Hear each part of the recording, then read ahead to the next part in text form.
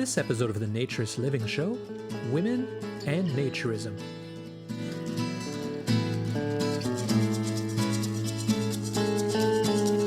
This episode of the Naturist Living Show is brought to you by Bare Oaks Family Naturist Park.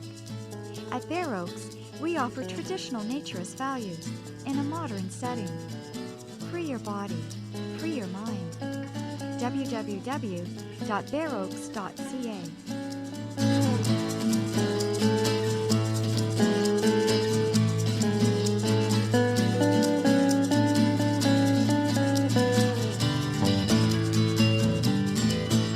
Welcome to this episode of the Naturist Living Show on Women and Naturism.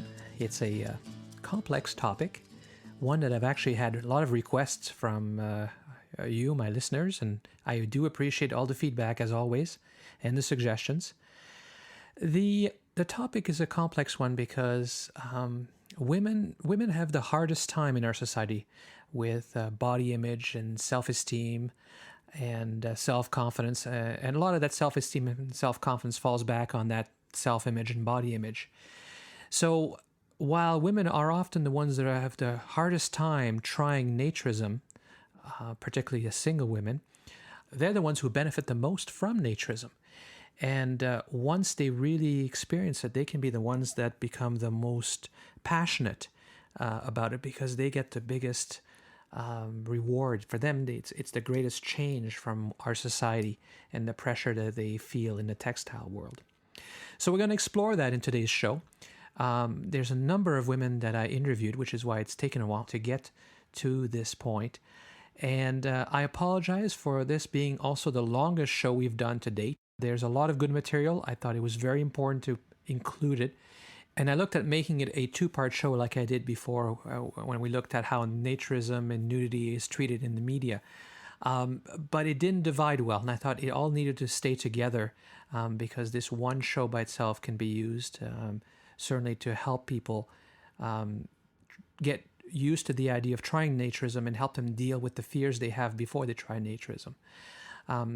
It's also useful for anybody who is a naturist and is trying to convince a partner. We're going to talk mostly about women, and we're going to give very specific advice on how to convince a partner to join you in a naturist day, vacation, getaway, whatever you want to call it, in trying naturism for the first time. And while we're talking about women, a lot of what you're going to hear about really does impact men just as much as women. I've been thinking for a while about how do I approach the subject. I mean, the subject of women and naturism is a complex one. There's a lot of issues to discuss. And then last summer, in June of 2009, this radio show came onto the CBC that was perfect. The show is called Out Front, and it features people telling their own stories. And here's the story of Tracy Isaac, who goes to a naturist or nude resort for the first time in her life. This is Out Front.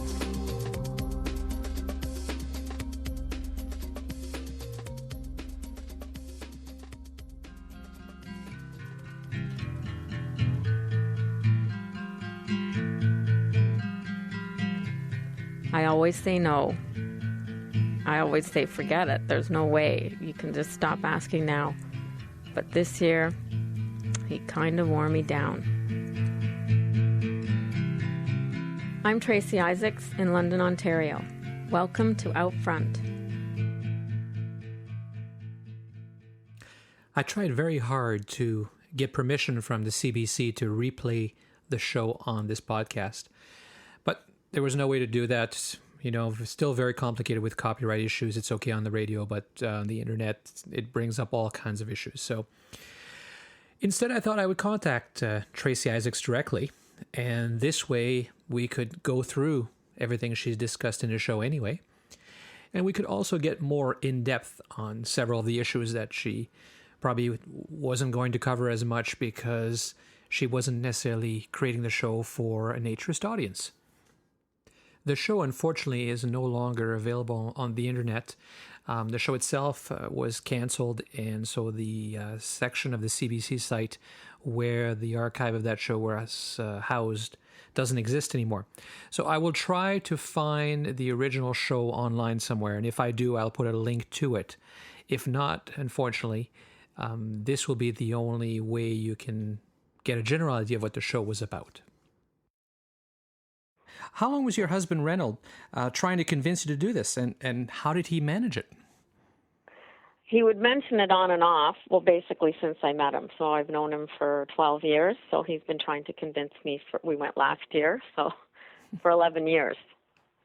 And he just kept raising it from time to time, saying, this would be a really fun thing to do. He'd done it in the past before he met me, and he'd really like to do it again. And we have a sailboat, and he never wears clothes when we're on the boat, and he's just basically into nude living. So he said, I'd really like to go on a vacation somewhere warm in the winter. That's a nude resort. And I just kept saying no way. I don't know why. I just thought there's no way. Like, I just would never think of doing that. And finally, last year, I don't know, something just gave in me, and I just thought, well, why not? What's the big deal? How bad could it be? Oh, had you been struggling with a question, or had you just sort of, every year you dismissed it and didn't even think about it? Yeah, I didn't really give it much thought. Like, we would talk about it, and I would always think it was just a joke. Like, there was no way that I would ever take it seriously.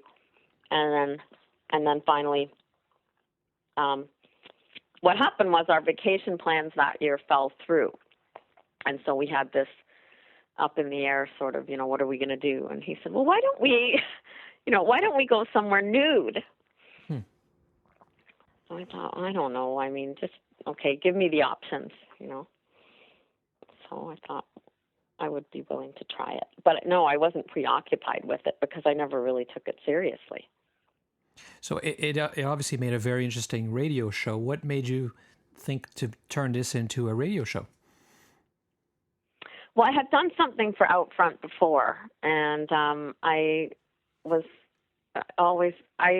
a lot of personal narrative nonfiction, and so I'm always kind of mining my life for things that might make good pieces.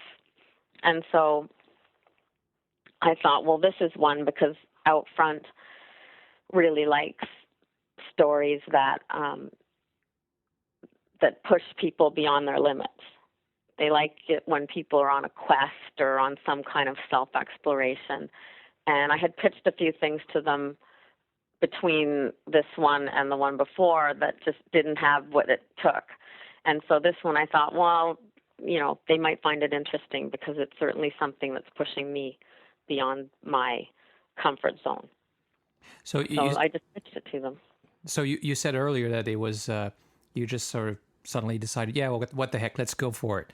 And yeah. It was fairly, but from the time you said okay to the time you actually got there was obviously quite a bit of time. And how was that?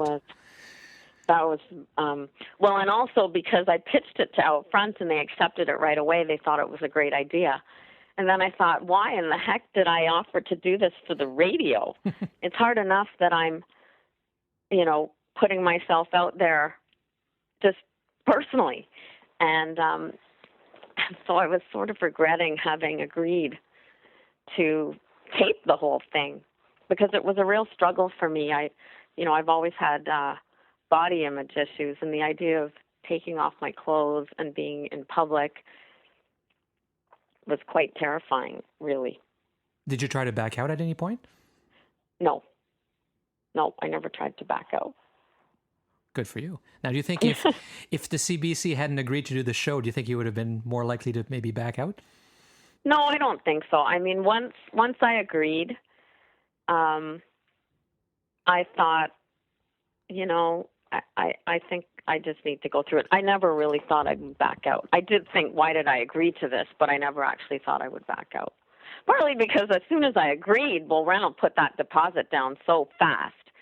I mean, he wasn't letting you out of there. Yeah, he wasn't going to let me out of it. So, we would have had to forfeit part of the down payment. So I'm intrigued. In that period of time, I mean, what you describe in terms of body image issue is sadly all too common in our society. Mm-hmm. What kind of thoughts ran through your mind? Oh, well, I just, let's see. Well, the usual, I mean, I don't think my body image issues are any different from most women's, which are always some variation on the theme, I'm too fat. No matter what size you are, I'm actually not a large woman, but I feel pretty good in clothes. But the idea of not wearing clothes, I just feel really exposed. So I just thought, everybody's going to be really attractive and it's going to have really nice bodies, and I've got all these rolls and bumps and, the usual things that average bodies have. And I just thought that I wouldn't be able to relax. I didn't think I'd be able to relax. And so in some ways I took it as a bit of a challenge, like maybe I will, and this is something that came up in the show actually, that maybe this will help me get past my body image issues. Because I had heard people say that, I had some friends who, my mother's sister was a naturist, and she and her husband used to go, they lived in Europe, and they were always going to nude beaches and nude vacations and so on. And she seemed really comfortable in her body. And so I had always heard people say that after a while, when you're with people and nobody's wearing clothes, after a while, a body's just a body's just a body. That in fact, it's the opposite of what you would think. You would think that everyone would be really judgmental and you would be really exposed and you'd be looking at all the bodies, giving them a number from 1 to 10 sort of thing.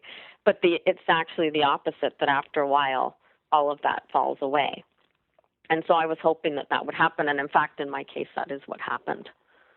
That, it happened pretty quickly, that I just, I got really comfortable, and I got really comfortable with, I wasn't just worried about my own nudity, by the way, I was worried about everybody's. It's like, I don't want to see you either.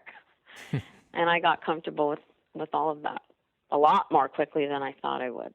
So in the show, you did a really great job of going through and explaining basically the top 10 fears that you had about this vacation. Do you mind going through those again? Yeah, no, not at all. So the first fear was, or the number 10, the least enormous fear was that I would get an all-over sunburn. And this was actually not that unfounded, because I remember as a teenager when I went traveling in Europe and we did topless sunbathing, and my breasts did burn more than the rest of my body because they had never seen the sun. And so I was worried about body parts that had never seen the sun getting burned. As it turned out, sunblock solved that. So I didn't actually get an all-over sunburn, but I got a beautiful tan, a beautiful all-over sun tan. So I actually recommend it for that. My 9th fear was a fear of, it was a kind of two-pronged fear. I feared getting ogled at all the time, or not ogled at all. So I had this fear that, I might get all these lecherous, lewd sort of looks all the time, that people would be constantly sexualizing the bodies and leering at each other. And then on the other side of that, I thought, oh, well, what if everybody thinks I'm so unattractive that they don't even look at me? And in fact, neither was the case. That what happens is that after a very short period of time, you just adjust to the fact. I did anyway, and I gathered that most people do, that people are just people and bodies are just bodies, and it's not about, people weren't really lewd, or there wasn't any kind of ogling going on. So that fear was unfounded as well. Number 8, I might never adjust. I had this fear that I would spend the whole week wanting to hide behind my towel. And I would spend the whole week thinking, I just wish that we were somewhere else, and why don't we leave? And I would feel uncomfortable for the whole week. And it was my only it was my only vacation that winter, our only trip south. It was just 1 week, and so I didn't really want to spend the whole week uncomfortable. And as it happened, I was really only uncomfortable for about a day. And once I got over my initial kind of shyness, because I think really what happened in the end was that I just felt shy. And once I got over that, I adjusted beautifully, and it was great. I felt a real freedom. And so, in fact, I think I felt better than I ever do when I'm at a similar kind of resort but wearing a bikini. You know, bathing suits actually don't help. So the idea of getting rid of the bathing suit being a huge obstacle is completely, it's false. It just doesn't make sense. Bathing suits actually don't help. They don't cover enough to help. Fear number 7 was a fear of it. I wasn't really afraid of swinging body parts, but it was more just being exposed to all these swinging body parts didn't seem that appealing. And so I just imagined, I don't know, body parts that are normally contained just swinging around in ways that aren't that attractive. And it seemed somehow, I don't know, uncivilized. And I couldn't imagine walking down the beach and having my breasts sort of bouncing along and all of that stuff. It just seemed really funnily unnatural to me. It just seemed like, you know, let's contain this stuff. We wear clothing for a reason. That turned out to be, I don't know why, it didn't end up being a big deal. I mean, yeah, that stuff's usually contained. It wasn't. I didn't go running along the beach or anything, but I felt perfectly comfortable walking around. Fear number 6 was the fear of beach volleyball. I don't play volleyball at the best of times, but the idea of playing volleyball with no clothes on, with a bunch of other people playing volleyball with no clothes on, just didn't appeal to me. And I know that in the naturist world, volleyball is a big deal. Like, people seem to love to play volleyball, and there's volleyball tournaments, and I bet you every single campground has a volleyball. Absolutely. Yes, see? But the idea of playing volleyball just, I don't know. I just did not, I couldn't deal with that. And, you know, a friend of mine said to me, well, maybe it's really just the idea of volleyball, period, that you're not interested in, and not necessarily nude volleyball. Because the fact is, you know, ever since I was a teenager, I was always the kid who got picked last for volleyball because I was so bad at volleyball. So, yeah, that might have been mixed up with a bunch of teenage stuff. And as it turned out, nobody played volleyball that week. There was volleyball, but there was a volleyball court, but nobody really played, or at least I didn't see them. So that was a fear that I didn't really have to face. Number 5 was a fear about what if everybody is hideous. I had this mental image of just a bunch of really unattractive bodies. Because the fact is, you know, bodies that aren't airbrushed are just ordinary, and I just we cover them up usually. And so when you do, I just find in my world, when I do see bodies, it's usually media representations and so on. And they're not your average bodies, they're super bodies. And so I thought, what if everybody's really hideous and I have to spend the whole week looking at these awful nude bodies? And that was such a, I don't even like saying that I had that fear because it's so judgmental for one thing, but the fact is people don't appear hideous. Once everybody is there and comfortable and naked and comfortable in their nakedness, it's a real freedom, like I said, and there's a kind of beauty in that, and it's extremely attractive and comforting in a way.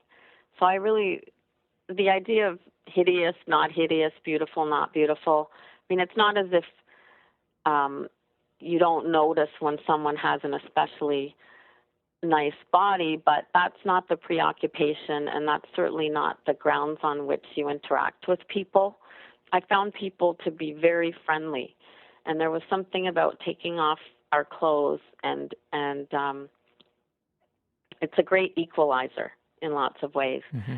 And so the idea of hideous, not hideous didn't even come into it. I mean, everybody was friendly. Everybody was wonderful to be around. Honestly, I've never been at such a friendly place in my life. And people kept remarking on that, how easy it was to meet people and get to know people. So that didn't turn out to be a well-grounded fear. Number 4, what if everybody else is not hideous? What if they're actually gorgeous and stunning and have these beautiful, youthful bodies? I worried that we would be a lot older than the average age. I'm 45, and I thought, maybe everyone's going to be, in their 20s and 30s, and they're going to be young and youthful and have that natural kind of, the body that sort of is tight and firm and the youthful body. And so I was worried about that and that I would feel self-conscious because I didn't have that anymore. And as it turned out, there was a huge range of ages and body types, and that was also an unfounded fear. Number 3, and I remember the producer of the show didn't even understand this because I said, I'm afraid that I'll have to get out of my chair, the fear of having to stand up. Mm-hmm. Lying down, I could imagine reclining in a chaise lounge by the beach or by the pool. But the idea of having to stand up and walk around, because when you stand up, that's when gravity kicks in. But reclining nudes, there's a whole history of the reclining nude in art and everything. And so there's something beautiful about a reclining nude, but getting out of your chair when everything settles, that's kind of not the same. And so I was afraid that I would feel chair bound in a way, that I wouldn't want to get up and move around. And actually at the beginning I did feel that way. I felt like whenever I stood up, I felt like I needed to wrap a towel around me or put something on. But that went away because, there's, again, that freedom. That when you really experience it is when you get up, when you walk around, when you go swimming, when you're actually moving. When I was actually moving without the restriction of clothing, that's when I felt the most free. And so the fear of getting out of my chair and worrying about, how do I look? Because I think it's really a variation on how do I look. It just didn't even come up. Okay, number 2, what if I run into someone I know, especially someone from work? This was a huge fear. I thought I can handle I mean, maybe I can handle being naked around strangers, but the idea of running into someone I know, especially someone who I work with and who I would just prefer not to imagine even in any other state than clothed, somehow really set me off. I just thought this would ruin my whole vacation. It would just, I wouldn't feel comfortable seeing them or having them see me. And I kind of thought that this one would speak for itself, because really, if I try to unpack it, I can't even really do that. Like, I don't exactly know what the big deal about running into someone I know who's there at the same place for the same reasons, presumably. I don't know why that would be so terrible, but somehow it would just put a damper on the whole vacation. And a lot of people seem to be able to relate to that it's one thing to do this with some anonymity. It's another thing altogether to do it with people that you've met or that you know from a different context, and then run into them without planning it in this context. So that was number 2. And as it happened, I didn't run into anyone I knew, so I didn't have to face that fear. And then number 1. So my number 1 fear, what if I discover deep down that the main reason I don't want to go is that I'm just a prude? This was one fear that was really related to my self-image as someone who was kind of adventurous and willing to try new things and pretty open-minded. And yet I had this real resistance to going to this resort. And I thought, what if it's just about being a prude, that I just am prudish about nudity, that I don't want to see other people nude, and I don't want to show myself nude because I just think it's somehow immodest, or people shouldn't do it, or some kind of, prudish sensibility. And I was really worried that all of the other reasons would fall away and I would still have this lingering discomfort, and that there would be no other explanation for it other than that I just thought, people just shouldn't do that, put on some clothes kind of thing. I'm happy to say that I turn out not to be a prude. I'm perfectly comfortable with nudity, mine and others. So that fear didn't materialize either. So was that whole experience, was it a one-time thing, or do you think it's now changed you in any way? Well, it was interesting. Well, it's definitely changed me. I definitely don't want to go to resorts where you need to wear clothes. I definitely feel like this is going to become a regular thing for us. And it actually also changed just on the boat last summer. So normally whenever we would have an opportunity, my husband, forever since I've known him, would always be nude on the boat, but I never would. Somehow I kept thinking, oh, well, if someone comes, that would be we don't want anyone to see us. Mm-hmm. And now I'm much more comfortable with that. And when we're somewhere where it's reasonably private, I'm totally comfortable going nude on the boat, which is actually nice. Like, I actually enjoy it. And so in that respect, I think I'm just more comfortable with the idea of nudity, but also about body image. So through the week that we were there, I really started to get very comfortable in my skin in a way that I had never experienced before.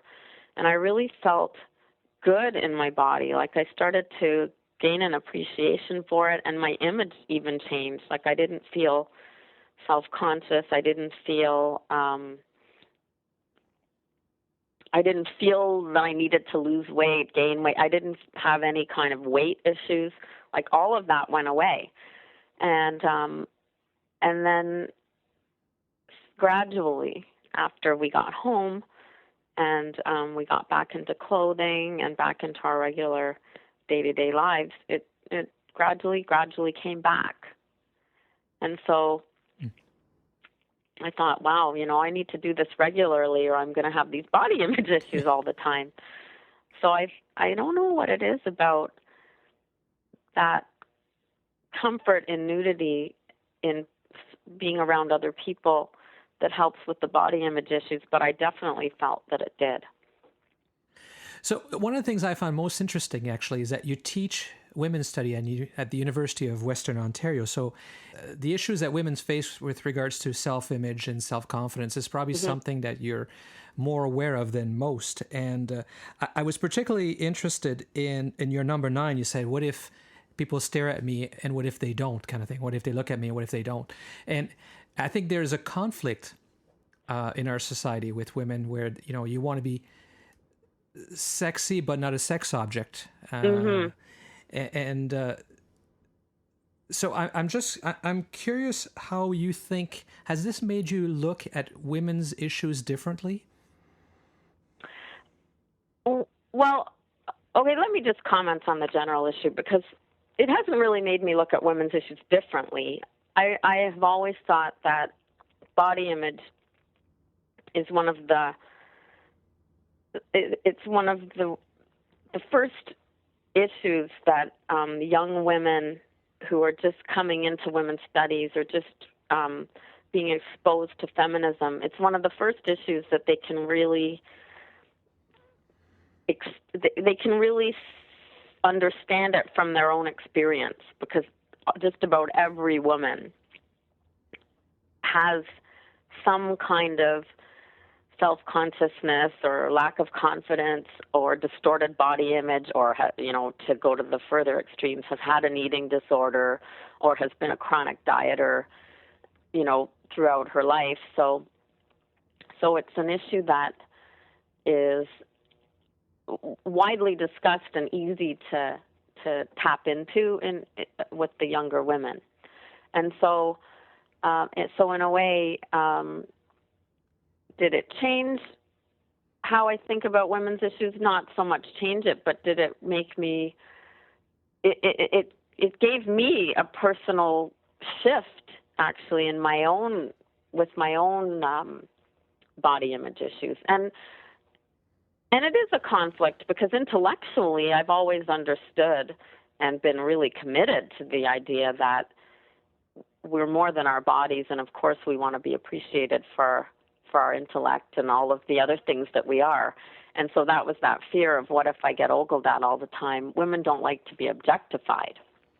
At the same time, the cultural messages to be attractive, to be thin, to match a particular feminine beauty ideal, that along with that ideal is either a thin, or at least, if not thin, at least athletically, an athletic kind of body. Those are really the only two body types that are acceptable for women. I mean, by the media. Mm-hmm. I know that some people are, we're trying to be more accepting of a larger range. But if you see what gets the media attention, it's the youthful, naturally thin or athletic body. And that's a pretty oppressive standard, because not everybody's naturally thin, and not everybody has the time to maintain an athletic body, which is quite a demanding body type, actually, to uphold. I was just going to say, it's interesting, because one of the things I've come to notice being a naturist for so long is that there are I don't think there are two body types that are identical. In fact, I'm not even sure that in women there's two women with identical breasts. I mean, we're very, very unique. Some women have a stronger build but are still in good shape, and beauty and sexiness. I think people are confused, probably because of the media, because there's a woman at Bare Oaks who's well into probably in her 80s, but she's been raised as a naturist. She's very comfortable where she is, and she's beautiful. Yes, she's wrinkly and saggy, I suppose, but in her face and the way she walks, there's a beauty that some 20-year-olds don't have. Yes. And yet And it comes from within, and I definitely see that and now. I think men see that too. Yeah, I think so. I mean, I know my husband, Reynolds, he always says, like, the beauty comes from within. Mm-hmm. It's not about just what you look like, but it's really about how you feel about yourself. But, when I talk to people who are not naturists, or textiles, as we like to call them, and you talk about top free rights for women and that kind of thing, it always seems like people think, even feminists think it's not important. It's not a big issue, and there's bigger things to talk about, like pay equity and that kind of thing. What do you think about that? Well, I do think it's an equity issue, but there's a lot more to get past with the the right for women to go topless, for example. I think when women go topless, they're objectified and sexualized in a way that doesn't usually happen when men go topless. Mm-hmm. And so, in a way, it's trying to fight for a right that 9 times out of 10, if you exercise it, depending where, I think on a beach is maybe different than sort of at the park or, in the city or wherever you might go topless. 9 times out of 10, it's when you exercise that right, you're going to be objectified and sexualized. And so it's a bit of an awkward kind of right to fight for because the material gain isn't as clear. Mm-hmm. But I do think it's an equity issue, but there's a larger cultural issue that, in the context of which you have to understand it. Yeah, well, it's true. I mean, since Gwen Jacobs, I don't know, we're probably pushing 20 years now that she did her, she successfully won the right for women in Ontario to be top free or topless. Right. But it's still not commonplace, and anybody who takes advantage of that right is totally objectified and sometimes even vilified. Yeah, sometimes vilified. Like, why would you want to, sort of like you're a brazen hussy if you exercise the right. And that's, I mean, in women's studies, we call that the double bind that women often find themselves in, that, you walk this tightrope where you're either a prude or a slut. Yeah. There's no in between. Right. You're either a good girl or a bad girl. And a good girl is pure and virginal and clothed. And a bad girl is wanton and, sexually sort of uncontrollable and not clothed. Right. So, what I think is the most ironic argument that I hear all the time against women being able to go topless is, what about the children? What if the children see it? Which, of all things, that's what breasts are primarily for. Yeah, right. I know we have a lot of hang-ups. Yeah. I mean, that's just the bottom line as far as I'm concerned, a lot of hang-ups. So clearly it's harder for women in most cases to try naturism, although not always. But what advice would you give to husbands out there like Reynolds who want to convince their wife? Have them listen to my show. Good. Because actually I got a lot of feedback by email and so on from women who said, yeah, those are exactly my fears, and wow, your story really helped me realize that maybe it wouldn't be so bad. But I think also to ask, I never really questioned my gut reaction of saying no. I never really thought about why. What's the problem? What is my hesitation? And maybe it's a good opportunity for a bit of self-reflection, like to ask a little bit, not in an aggressive way, but ask them, what are your fears? Why do you think that this would be a bad thing? Why don't you think of it as a kind of freedom instead? And nobody can be made to do anything that they're not comfortable with, but if you can convince someone to try something at least once, they might find that it's not as uncomfortable as they thought it would be. So why do you think, I'm going to turn the tables a little bit here because I'm interested, why do you think men are more easily sort of attracted to naturism than women? Well, that's an interesting question, and one I've thought about a lot. And it's not always true. Interestingly enough, in our neighborhood, we have, we're very open about the fact we're naturists. We talk to everybody. It's hard not to when I'm always doing a media interview and I have a pickup truck that says Bear Oaks Family Naturist Park on it. So, and we're very involved in the community. I was a Boy Scout leader for a while, then we're both on the school council and that kind of thing. Mm-hmm. So we talk a lot about it. And we have more couples who want to come where the woman wants to go, but the man doesn't. Oh. It's not a statistically significant sample, just interesting that within our area.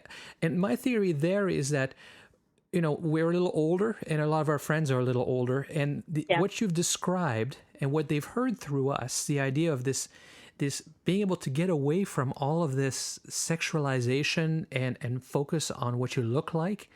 And also for their children to be maybe raised in a world where they can learn that there's another way, I think that appeals to them. And the men are all afraid that they don't look right because they're older and that they're all going to get erections. Right. Right. But generally speaking, you're right. It's easier for men, and I think that's because there's not as much pressure. There's not as much pressure for them to look right Although, do you think they're self-conscious about their equipment? They are, and we're achieving a degree of equality in our society by making men as neurotic as women now. Yes, I agree. It's a very sad way to achieve that equality. It should go the other way, but so and that's why men are more uncomfortable. I think the initial drive for a lot of men, particularly where they're single, is sexuality. Mm-hmm. And they come for the wrong reason, but then they often stay for the right reason. Right. But men are still raised, less and less, but men are still raised in a culture where public nudity is not as unusual, whether it's the locker room or standing next to each other when you're peeing or that kind of thing. Right, that's true. Even, when I was younger, we had a common locker room, and the women, I heard, had little cubicles to change in. So... Right, that's true. So these things, I think, all impact on why it's a little easier for men. So.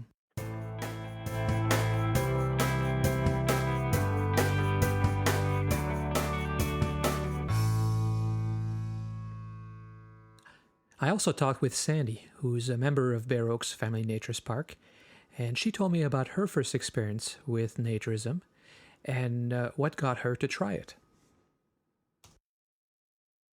Well, I went to this naturist club, and I did it for a couple of reasons. One, I was curious. You're often curious. You hear about these things. You have an idea in your imagination what they might be like, which is probably, incorrect. So I was curious.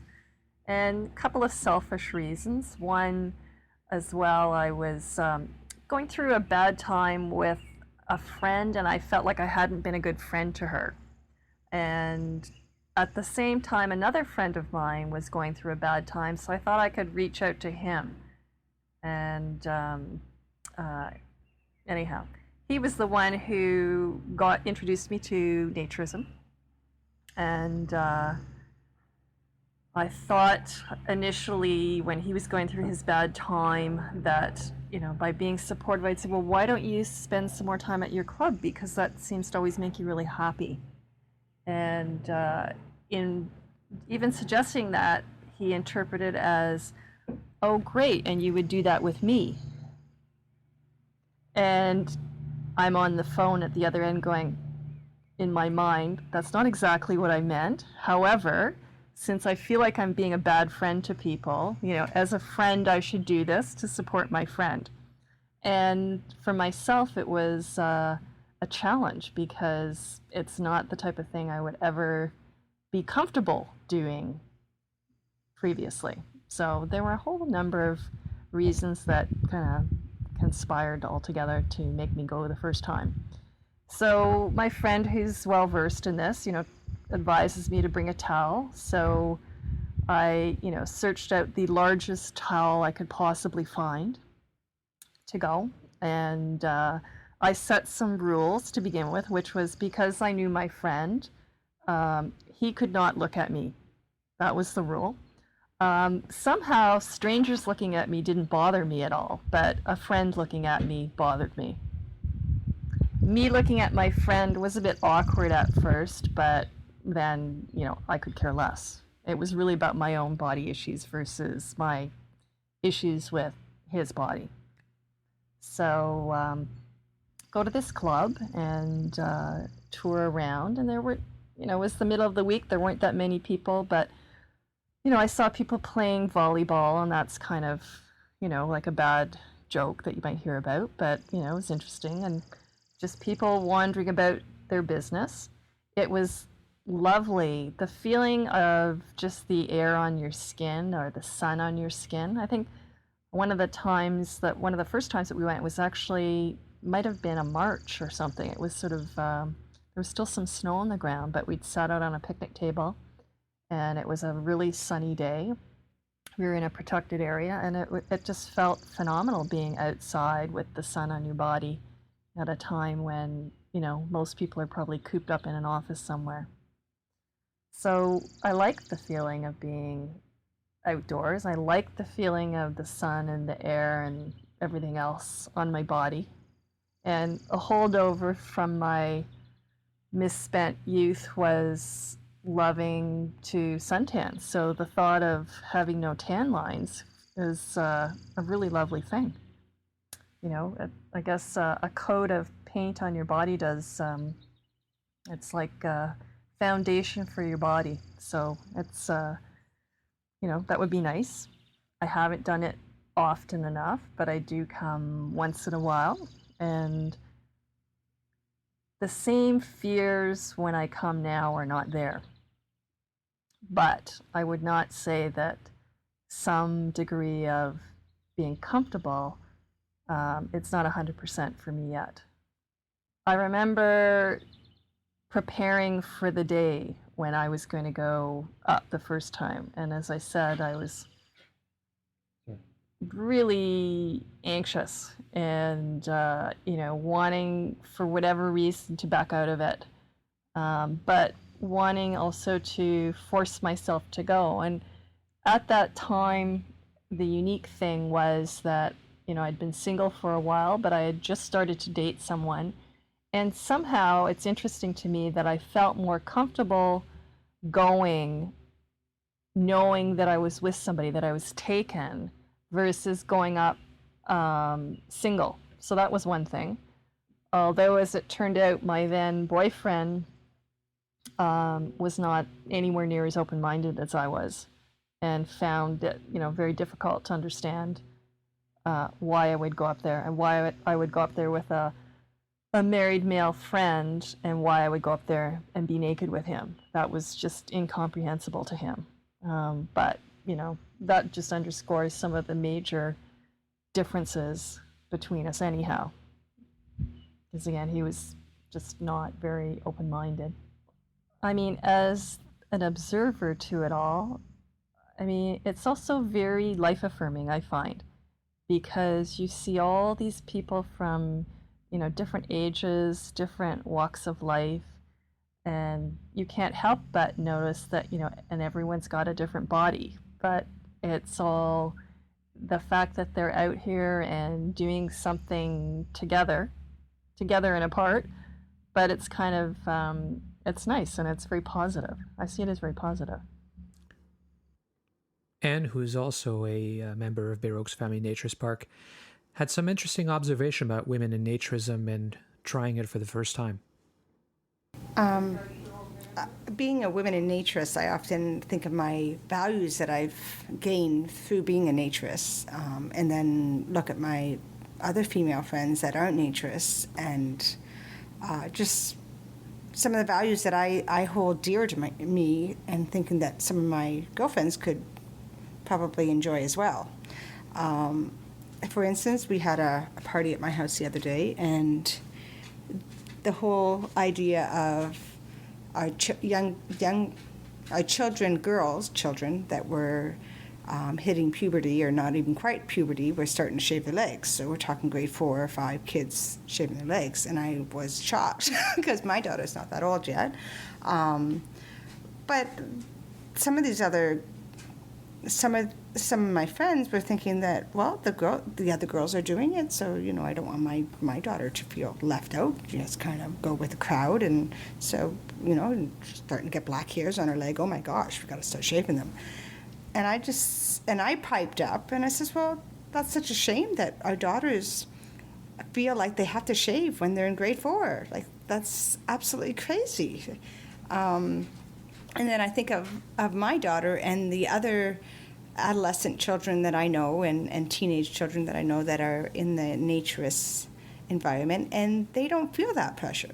And I think as a mother, I don't have to feel like I pressure my daughter, or feel like I can give her better values. I can give her better understanding of her body and acceptance of her body, that she doesn't always have to go with the norm. She can do something that's makes a little more sense for her. And so she doesn't have to start shaving when she's in grade 4. That maybe she can wait a little bit later, or maybe she will choose not to. Not that everybody... There are some naturists that do and some naturists that don't, but that's like in every society, that's what happens. But it will just give her a better understanding of her body, and hopefully she can make better decisions. Sophie, who's not a member of Bear Oaks but is a regular visitor with her family, also shared some observations about women and naturism that I thought were interesting and helpful. I think the benefits are similar.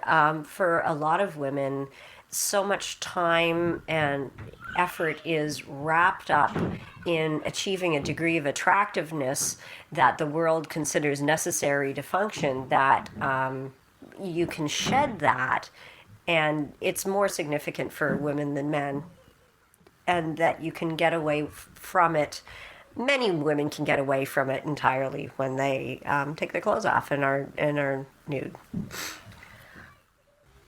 I think it's possible that some men are there to look at women, but I don't really care. It doesn't matter. If they want to look at my breasts, then great. They're going to see what one person's breasts look like, and they can look at another woman and see what another woman's breasts look like. And the women who are involved in naturism tend to be far more representative of what people really look like than what you would see in a nude magazine or something like that. So they're really seeing reality. If they come to a naturist environment, they're going to see people's bodies as they really are, not as the media has doctored them up to look like.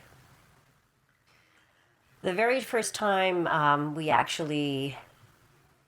my husband and I became naked together, and I guess was in Martha's Vineyard at a beach called Gay Head, which is traditionally a public beach that has a section that is nude. We were touring the island, and there was an elderly fellow with his grandchild looking through a set of binoculars down at the beach, and the little boy said, "Grandpa, there are naked people down there." And the grandpa looked at my husband and said to him, "If I were you, I'd be down there." So we decided to take a hike down to the beach, because why not? And we kind of knew there were naked people down there. So it was quite an adventurous thing to do. And when we got down there, we decided to take our clothes off and experience what the other people were doing down there. For me, it felt very natural. For my husband, it was far more of a leap of faith. I was raised in a family where we saw each other naked, not on a beach or anything, but in our house we changed upstairs without closing the doors. We went into the shower and out of the shower without covering our bodies up. So I was not raised to be self-conscious about my body. So taking it off in a public setting on a beautiful beach on a warm day felt pretty normal. Some people suggest that it's harder for younger women to try naturism, and to a certain extent that's true, because the pressure on younger women to look a certain way is greater. It's all about what they look like, in terms of they're often involved in trying to meet someone. And they're being younger, they don't necessarily have the same amount of self-confidence. While I certainly won't say the previous people that I interviewed were older, there are women in their 30s and 40s. There are women in their 20s that try naturism for the first time and have an easy time of it. Last summer, Stina Sieg, who I interviewed for another segment, tried naturism for the first time, and she's in her 20s. It wasn't hard at all. I was really pressed for time because we were going to this beach outside of Toronto on this island, and so and the bus was leaving really soon, so I had to just strip down really fast and run to the bus. So it didn't give me a chance to actually worry about it, and that was fine. Like once I did it, I mean, there was about a 30-second adjustment period, and then that was it. I've been really amazed at the community that's here. That's been the biggest. That is what has left the biggest impression upon me. The only thing I really felt was it was nice to be able to wear so little, because I don't really dress provocatively at all. But I have had a push from my parents, one parent in particular, but I won't, throw them under the bus, but of dressing in a way so that it doesn't accentuate the parts of your body that are like chubby. Like if you wear like a sleeveless T-shirt that's kind of showing off your arms, like, do you really want to do that? And it's not like, that's not a sexual thing. That's just like maybe that looks unflattering, And here, that is totally gone, and that's the biggest freedom for me, is that there's no question about being unflattering. Like, your body just is as it is, and there's no cut or tailoring of clothing that's gonna change that. You just get to be, which is beautiful. Emily, who tried naturism in her 20s as well for the first time, she actually not only tried it for the first time and then joined the same day, but she now works at the office at Bare Oaks. It happened on a whim. My husband's been talking about trying something like naturism for a couple of years, and it came up one day, and I finally decided, what the heck, we'll give it a try. What are we going to lose? So we came up during the summer to Bare Oaks, and we had a great day. We came up during the volleyball weekend, and that was a good time to just to get the feel of what goes on. And there were a lot of people around, so that was nice. We were a little bit anxious. We weren't really sure what to expect. But the first 5 minutes, I think, of being nude, it was a little uncomfortable. It was kind of like, is this, this isn't what we're supposed to do, what you're used to doing. And after that 5 minutes, we felt totally comfortable, and, you don't really notice it. I was always self-conscious with my body, through my teenage years and my early 20s. And once we started coming here, after a couple times, I've never been so confident in my own skin. I kind of realized that, women have curves, and that's okay. And I started to feel good about myself. That, I guess you kind of see every shape and size, and you realize that nobody's really perfect, and that, it's okay. I'm more comfortable here, and I'm also more comfortable out in the world. I'm not worried when I go out, if there's lumps or whatever. I don't feel like it matters if people are looking at me, if that makes sense. That, this is just the way I am, and it's okay. I don't have to impress anybody, So I said at the beginning of the show that I would provide some very specific advice. I think the interviews that we've just listened to gives a lot of advice and inputs and ideas about how we can convince someone to try naturism for the first time, and women specifically. But let me give you 6 very specific ideas and strategies. So the first one is to review your own motives. And what I mean by that is, if you're the kind of man, generally, we'll talk about men in this situation, who likes to look at pornography, likes to look at sexually charged movies and images, and I was always talking about it. Your partner is going to know that and is going to sense that and is going to suspect that your decision to try naturism is completely related to that. And as much as you can say that it's not about sex, they're going to have a very hard time believing it. So watch your own motives. Why do you want to bring your partner, your friend to naturism? Is it really for the values of acceptance of self, acceptance of others, and getting closer to the environment? If it's not, you'll have a harder time. Number 2, be open and be confident about naturism.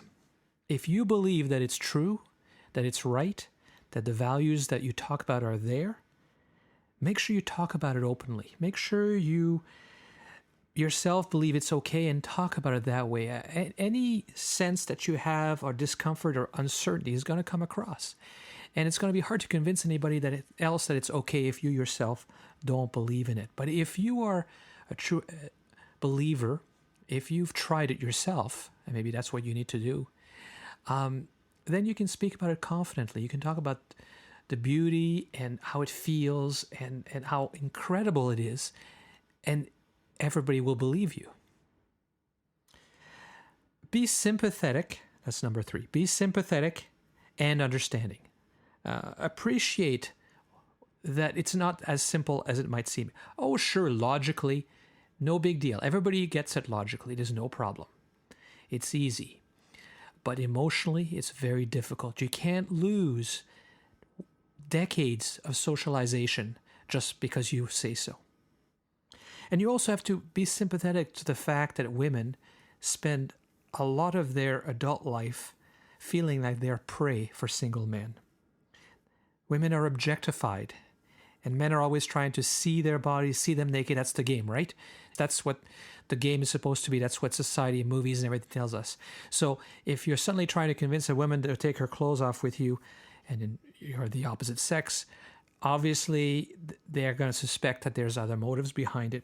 And even if they believe you, they're going to have a very hard time understanding that in a naturist environment, they won't be objectified. They won't be about sex. It won't be about their bodies.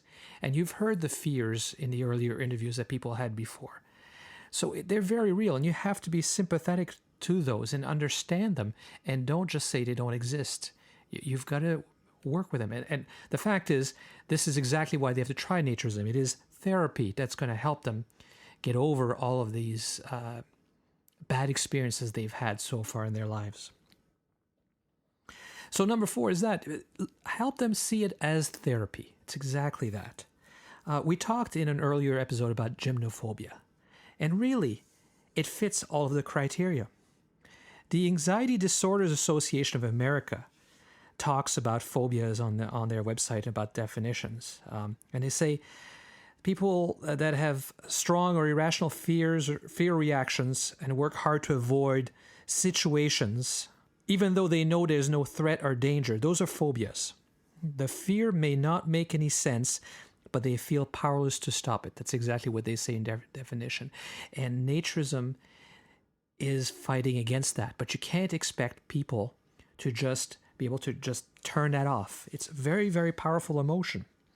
And as most psychologists, psychiatrists will tell you, the way to deal with a fear generally, which is a learned response to stimulus. Now, what does that mean? Well, that means when you were young and you ran around naked because it felt good and you enjoyed it, somebody yelled at you and told you you were bad, or there was a bad thing to do, or just by the tone of their voice or the disapproving look, put strong emotions to your body and how you feel about it, who you are. And then that's reinforced by the media and everything you read and watch and listen to. So in order to get over it, you need desensitization therapy, which ironically is often called exposure therapy. So you have to get desensitized. You have to disconnect the anxiety that is normally attached to being nude. So, and you have to combine that with relaxation and reward. You have to enjoy yourself. Obviously, if your first attempt at being nude would be to walk into a very public place nude where nobody else is, that would not be relaxing, and there would not be the reward. It would probably intensify that fear. You know, that old dream of being nude in a public place with everybody staring at you. And you have to do it in slow, small steps. You can't just jump right into it. Going to a naturist club might be the way, but you have to, if it's a very strong fear, if your anxiety is very powerful, or if your friend or partner's anxiety is very powerful, you need to do it in small steps. And certainly, if it's your close friend or your spouse or your partner, you can work on it together, treating it like a phobia by doing small things, doing it together. You trust each other, you're comfortable together. Be nude in your apartment or your house. Not just in your bedroom where you often are, or in the bathroom. Have dinner nude. Sit in the living room watching television nude. Start to feel normal being nude, doing normal things. I mean, in extreme situations, phobia is actually treated with medication to help people relax, as when people have fear of flying. Hopefully nobody has such a strong fear of nudity and being nude that medication is necessary, but it can be used in some situation. But of course, then it has to be prescribed by a physician. You can't obviously self-medicate. That's very, very dangerous. Number 5, be patient. Don't expect somebody to, first time you ask, say yes. You know, a friend of mine, it took 5 years to convince her to join us. You know, we worked working together, and at first she was completely opposed to it. But I wasn't actually trying per se to convince her. Obviously, she's a friend. All of my friends, I wished you could all come and join me and join my family and join us at Bare Oaks and experience the incredible feelings that naturism brings, the freedom, the beauty of it all. And so it's natural that I would like them to come, but I'm not trying to convince everybody. But of course, with your friends, keep telling them about how great it is. Tell them about the wonderful vacation you had at a nude resort. Tell them about the great friendships and connections and how comfortable you are. The wonderful people you meet who have broken the bonds that used to hold them back, the fears that they used to experience. And really illustrate to them the wonders of naturism without necessarily asking them every other day to come with you. Eventually, like my friends, they'll start to feel that it might be something that's right for them because it all makes sense. The logic is indisputable, but they have to slowly get strong enough in their mind that they are willing to overcome the emotional anxiety that comes with the idea of being nude together. And lastly, once you finally convinced someone to come, make sure it's a positive experience. Make sure you pick the right place, because the wrong place will set you back even further than you ever were. And what I mean by that is if you go to a naturist park or a nudist park and everybody's clothed, that's going to make it very difficult. I won't rehash the whole why I believe clothing optional is not right. But I think it's very important that if you're going to take somebody to try naturism, they have to be in the company of like-minded people. And they have to be in a place where they won't be made to feel like they're a sex object, where people won't be staring at them. And unfortunately, there are some clubs that I've visited in North America and Europe that aren't quite as pure with their naturist philosophy. So make sure you visit the place first and make sure it's okay. You also have to worry about gender balance. And you know, the Ontario Roaming Bears in the Toronto area holds swims, and it's a wonderful club, and we have a great time when we visit the club. And for the experienced naturist, there's no problem. But for those who are not experienced, the gender balance can be a problem. Often on a swim night, it could be 80-90% men.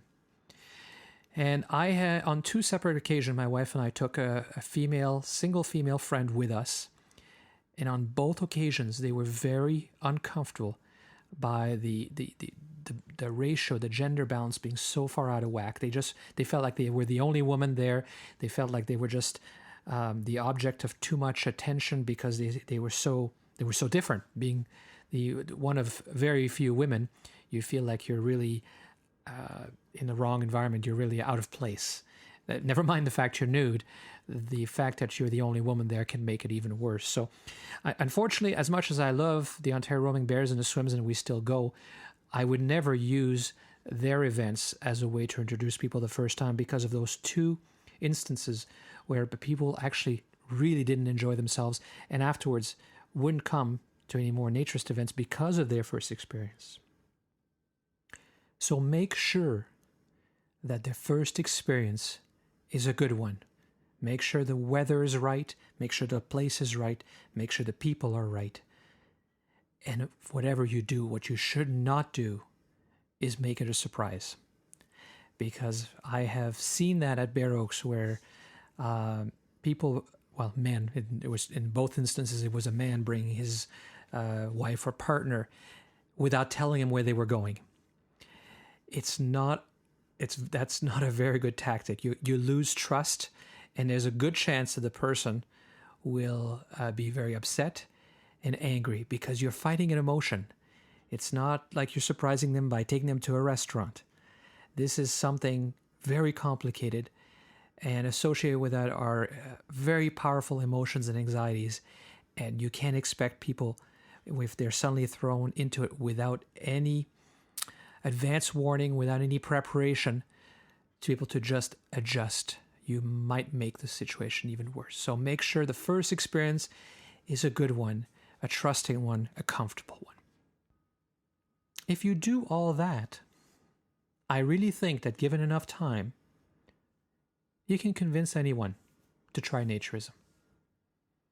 If you have the relationship, if the person trusts you, and if you take it easy and you do it right as we talked about, I can't see why you wouldn't be able to convince someone to come and try it.